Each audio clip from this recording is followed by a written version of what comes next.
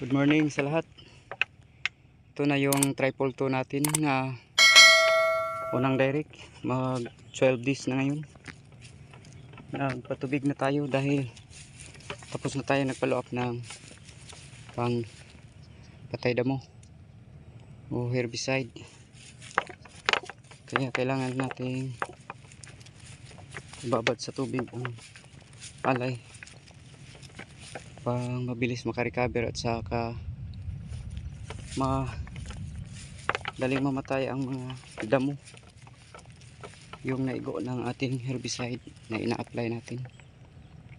Kailangan talagang patubigan after 3 days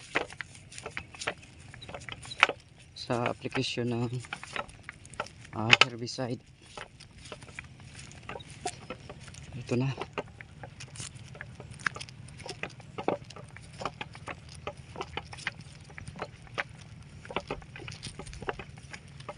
Salamat at napatal ang damo.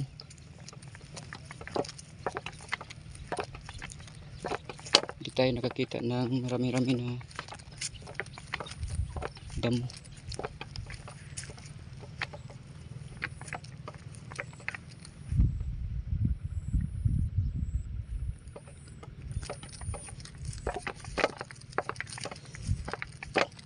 Again, triple 2, 12 days sa ngayon.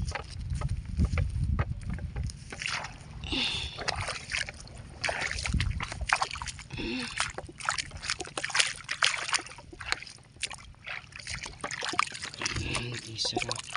Maayos kung hindi makadrain ang tubig.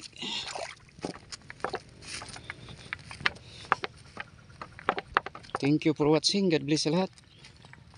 Happy farming.